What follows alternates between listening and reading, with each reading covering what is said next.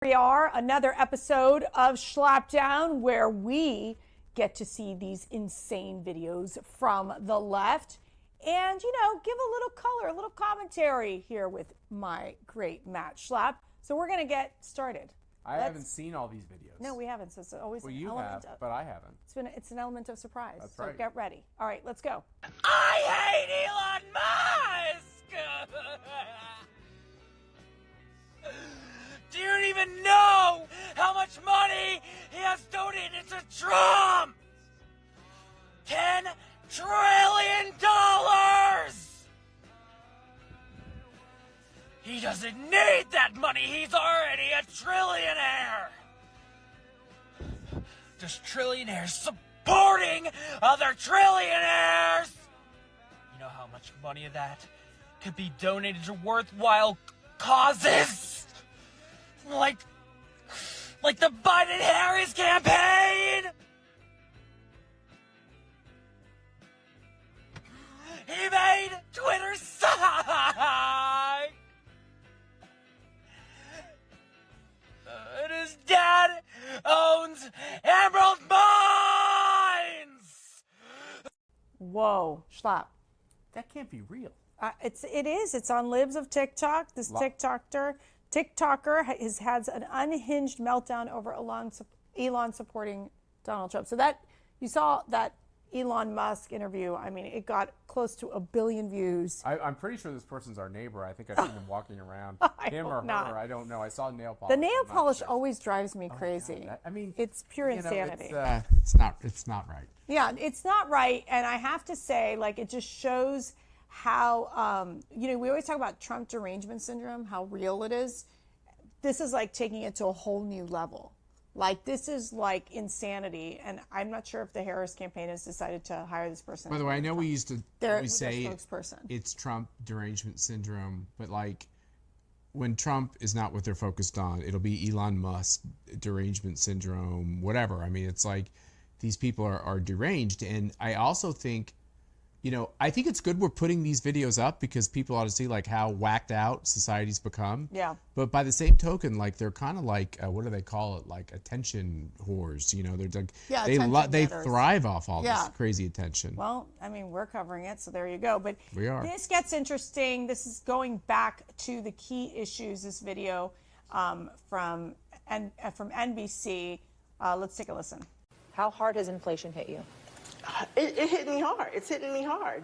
Who do you blame for it? I blame the federal government at this point. If a working class mom who works as a paralegal cannot buy a $2 bell pepper because it's now $5, imagine a mother living on food stamps. Imagine a mother who's making minimum wage trying to feed children. They're killing us without killing us. If you understand that. They're killing us without telling us they're killing us. They're hurting people in ways that they can't help themselves. It's either feed my child or how about feed my children and I don't eat, but I have to go work. I mean, Schlapp, this is so telling about the Biden-Harris economy, how so many Americans are struggling. We have a lot of people in our lives, and I talk to them about the struggles they're facing on affording, just getting through life. And I find myself telling all these people I deal with that the Biden-Harris economy is hurting me and hurting everybody around us. And it's amazing. It's like a bonding experience. Everyone has the same. We don't really talk politics, but it's it gets to that, which is this is unsustainable. And for that poor woman, I mean, it's you can't afford to buy healthy food because you just don't have the money. Look, here's the bottom line of all this. Socialism has never worked for anyone at any time. It sounds good because they say we're going to help you, we're going to help you, we're going to help you. But in the end, you get hurt. So people voted for Obama and they voted for Biden because they wanted free insulin, free or cheap drugs, free or cheap health care. They wanted all free now tuition. And what you see is that then you're buying a $5 bell pepper, as she brought up, or all the staples in life are or unaffordable. I mean, I opened up the mail the other day and we had a $1,000 energy bill. It's hitting everybody in all the staples. And you and I get by just fine, but that poor woman speaking there, I mean, it's month to month. Month to month, and these are individuals who, I think like this is the opportunity for President Trump to stay focused on talking about the economy. He clearly understands that under Biden-Harris, we've seen inflation skyrocket. It's still having negative impact on families. You're talking about grocery bills, going up substantially every year. And I just think people have not recovered. And the financial stress on these families, it's really telling. But it's interesting to watch how Kamala is trying to do this joyful campaign, and she's like Obama 2.0. Everything is great in America. I just don't see the American people buying it. But she came up with a really interesting policy announcement just this past week. She's so good. So good. So original. Including to raise the minimum wage and eliminate taxes on tips for service and hospitality workers. To destroy Social Security. I am going to leave Social Security. I'm not raising the years. I'm not raising the age. I will be saving Social Security, and I'm going to work it out that there's no tax on Social Security for seniors. I'm also doing no tax on tips. No tax on tips.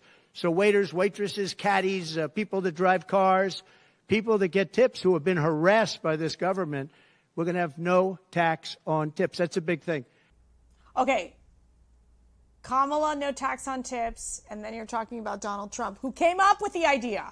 We should have the dates on those Yeah, things. exactly. It's like 30 days. It was a long time before. Yeah. And look, I think the Trump campaign should be happy about this. They should be happy that Kamala's running ads that she wants to strengthen the border. And now she's running ads talking about how she wants no taxes on tips. She's like, her policies suck. And she has to plagiarize them from Donald Trump. Right. Oh, sounds like Joe Biden. Yeah, Joe Biden. Remember, he had to drop out of a presidential race. He literally gave another man's speech on his biography. He copied it. The man didn't even live in America. He lived in another country. So Kamala's border czar, and she's apparently the no taxes czar. Yeah, right? she should lower your taxes. Exactly. Wow. It makes no sense. I think when you're looking at the fact that she's saying, okay, we got to raise minimum wage, and on top of that, no taxes on tips, that just sounds, I just say not one thing? plausible. When you talk to people like yourself who worked for Donald Trump, they universally love the guy. You'll have a few malcontents like Omarosa, but people really do admire him and respect him, including people at his country clubs. We've been there.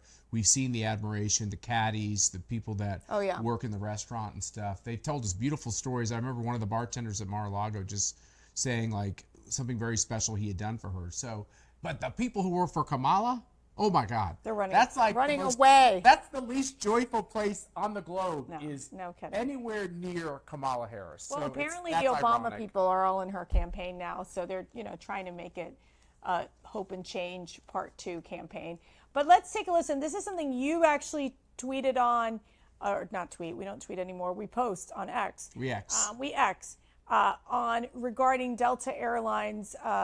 Take a listen. But the other more subtle forms of communications, I would call them the little c communications. They might even be verbal communications. So we're beginning to take a hard look at things like our gatehouse announcements. We welcome ladies and gentlemen, and we've asked ourselves, is that as gender inclusive as we want to be? We're looking at some legacy language that exists in some of our employee manuals and getting to the root of the way some things are described and saying, does that actually send a message of inclusivity? Your response to this: watch for planes to be later, dirtier, and sadly more dangerous.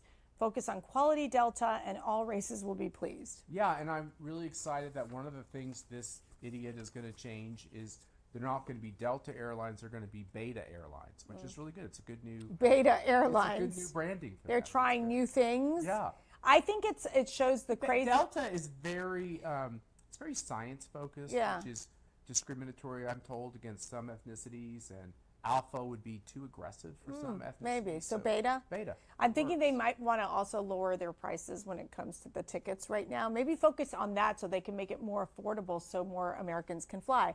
Start there instead of paying for these idiots who push this DEI agenda, which actually no one, it gets to the point, it shows the craziness of it, where they're not talking about safety, they're talking about language. This is how insane. What the hell is a gatehouse? You mean a gate? Like, quit doing us quit focusing on all the lingo, Yeah. the words. Just give us Just an be nice. airplane on time. Yes. How about clean it once Clean a would be year? nice, Really yeah. clean it, not that Yeah. 5-second thing where they run through and get rid of your cups. It's like, how about you actually clean it? And how about this? Be nice. Yeah. Be nice. You know, even when you're saying we can't get what we want, just be nice about Yeah. it and stop losing our bags. We're all bringing our bags on the plane because they get lost if you don't. And getting connections, terrible. Yeah, just inserting pronouns is not going to solve the airline crisis. That's right. All right, well, let's talk about the newly minted vice presidential nominee for the Democrat Party, Tim Walz. Dim woke walls. Is it walls or waltz? Walls. You actually say it like walls. Walls. Yeah, I asked. Build the walls. Build. He is not going to build no walls. I'm sorry. He's tearing down Yeah, the walls. go ahead. As far as being a command sergeant major, he, as soon as he retired, or I'm going to go with the term retired, which he did, and he was eligible after 20 years to get a full retirement. He was taken out of the academy at that time. Here's another thing about. Well, Sergeant Major, I do want to hear that. I do want to hear what you have to say, Sergeant Major. I know I want to be sensitive of your time, and your audio is beginning to break up just a little bit. But I do want to thank you because I think you've clarified a lot for people and given more information. The question now is how the voters will evaluate it. Sergeant Major Doug Julian, thank you so much. In essence, you've seen basically like the one in charge of Walz's military unit basically saying that they felt abandoned. That was his commander. Yeah, so feeling very like he abandoned the troop when he knew they were going to be deployed to Iraq. He was told 30 days or some time like that they were going to Iraq, and so he decided to leave. Now, that might be a perfectly fine decision, but then you can't give speeches dozens of times talking about how you went to Iraq or getting confused as to whether or not you went to Iraq or Afghanistan. That's right. And then have this rank that you actually didn't earn because you didn't get deployed. And, if Dan Quayle had done this. Or J.D. Vance. There would be hell to pay. That's right. If J.D. Vance had done this, my guess is he'd probably have to be dropped from the ticket. Yeah. But because this is a Democrat, there are absolutely no rules or laws or ethical foundations for this party, and it colludes with the national media. That was CNN. This is CNN, remember? The place for news, and it's now the place to get the propaganda from Harris Walz. Yeah, just protect the Democrat candidates. But Walz, I think, is, she picks Walz, Kamala does, or I don't know, whoever decides to pick him. He then is truly a socialist. He's an extremist when it comes to abortion with no limits. He believes that parents should not have rights when it comes to their children receiving these, gender mutilation type of surgeries. And then he had these draconian methods put in place during the COVID lockdown. I mean, why would she pick him? Did you see the latest thing is What? he allowed people who left their house to get shot. It was with paint guns, which is but so still, freaking weird. By the way, do you know why everyone wears all that protective gear when they go paint 'cause gunning? it hurts. You can literally lose your eye over this. Like, how dare people could not leave their houses? By the way, I'm not a gun control guy, but even I think it's dangerous if you say to people, it's going to be legal for you to take a pellet gun and aim at your neighbor. Yeah. This is insane. Yeah, we warn our children against doing that. But anyways, I don't know. It depends on the neighbor. So wait, we got the border czar. She's back. Hi, my name is Sally Hartman. I'm a volunteer with the Center for Worker Justice. Okay. I want to know, when you become president, would you be committing to close immigration detention centers? Absolutely, on day one. On day one. And thank you for Abolish detention centers, abolish ICE, and now she's saying, "Oh, we need to strengthen our border security." Yeah, and I think she should stop wearing Walz's jacket when she goes to campaign. I think she's taking this casual thing a little too far. Look, Yeah. she is a completely. Honey, that was in 2019. The fashion was very different. Oh wow, okay. Okay.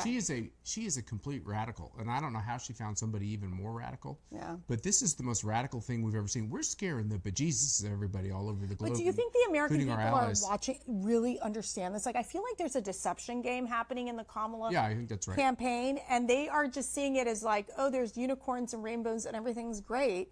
And you have to wonder, like, are the American people waking up and saying, no, they are scary. This is a scary ticket for America. Well, I know this show is intended to be somewhat lighthearted, but these clips are very hard to make lighthearted. They're scary. Yeah, they are. It's scary, this idea that you would not have a detention center. Like, they've told everybody all over the globe they can come to this country. Now they're saying, we won't even do anything. Yeah. Like, just walk in. Yeah. Like, that is a very, very scary Very concept. scary thing. Well, let's keep going down this scary alley with more of Tim Walz. A society that does not put equity and inclusion at the center of it is certainly going to eventually come to the places where we're at. This is a moment of inflection. It's a moment of real change. It's a moment that those folks who are out there demanding this are not going to take a commission or a report. They're going to want fundamental change. And that is what I think, that's one of the exciting things in the midst of all this. You can feel a sense of optimism coming back.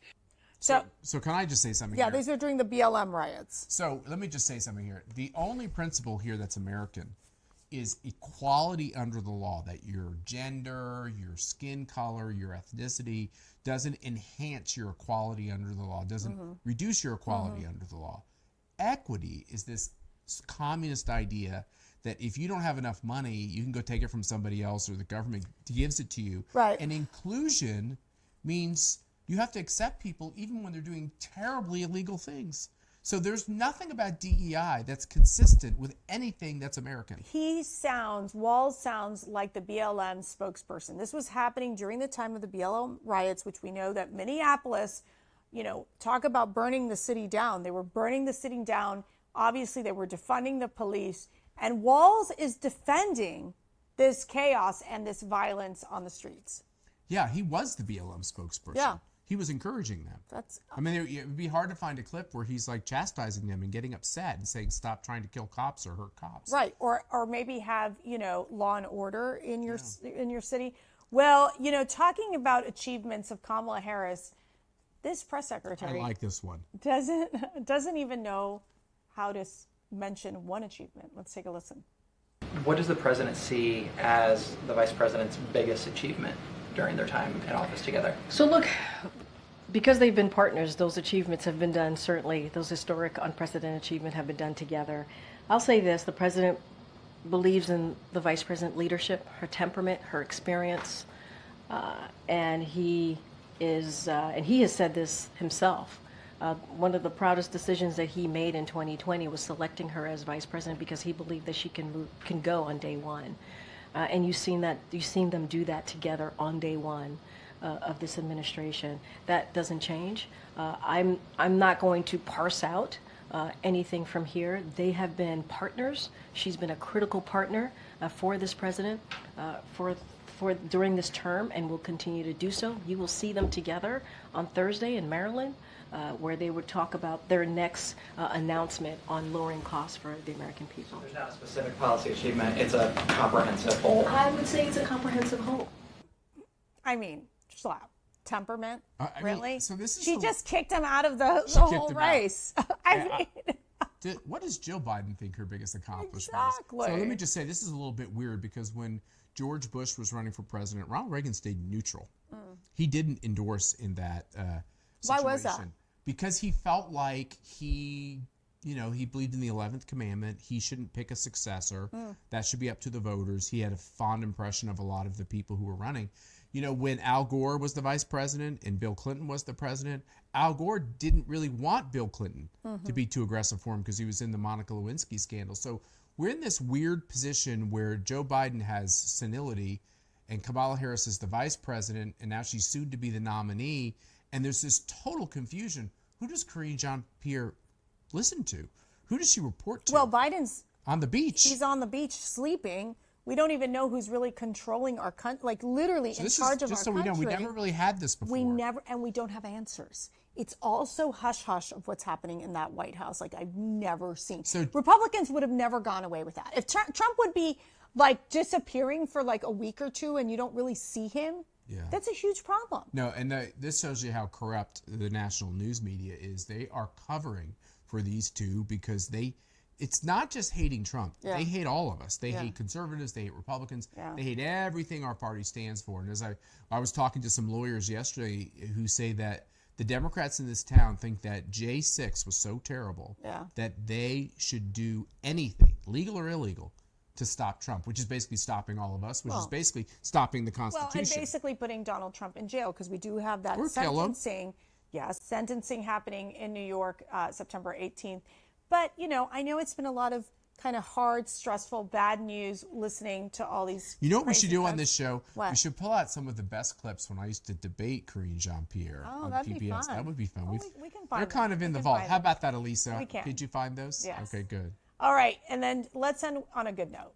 I credit all that I do to God. He's given me a gift. He's given me a drive to just want to continue to improve upon myself. And I have a platform and I want to use it to glorify Him. And so whenever I step on the track, it's always the prayer of God, let me be the vessel in which you're glorified, whatever the result is, how I conduct myself, how I carry myself, not just how I perform. And so it's just freedom in knowing that regardless of what happens, He's going to get the praise through me. And yeah, that's why I do what I do. Ooh, that's why I do what I do. Olympic gold medalist Sydney McLaughlin Schlapp. Beautiful. Beautiful. Yeah, Beautiful. it's nice to see. Look, I have to chastise her a little bit. I talked to the DEI person at Beta Olympics. Airlines, and she doesn't like this him thing with God. Like, let's be a little more inclusive. No, I'm kidding. That's not blasphemy. That's a joke. I praise this young woman. I mean, how beautiful it was. I mean, we've seen examples of so many bad athletes. Who's the wonderful athlete who cried with her hand over the heart when the anthem was being played and she had previously taken a knee? Yeah. But at the Olympics, she stood up there. How about Djokovic, who is an international phenomenon, not an American, but like crying over winning the gold medal for his country and then thanking God and pulling out his crucifix to, put things in perspective. I mean, God bless these people. We need more of this. Yeah, we need more of goodness and really of humility. But I think the Olympics started off with this blasphemous opening ceremony that was mocking Christ and his disciples and the institution of the Eucharist. And I think you then had these medalists, these athletes, basically rebel and resist and say, you know what? I glorify God, and what I do is for God's glory. I think it's a beautiful message. I think it's so important as parents, as grandparents, aunts and uncles to keep talking about God and to keep knowing that if we can, really help form these very strong women and men, these children into strong women and men who are brave, courageous, have great wisdom. I think that's a good start to saving Western civilization. I couldn't say it better. Okay, baby. Well, that's it for Schlapp Down. Thanks for joining us. We love hanging out with you all and making sure that you know that we're tracking craziness and that we're fighting for good. God bless.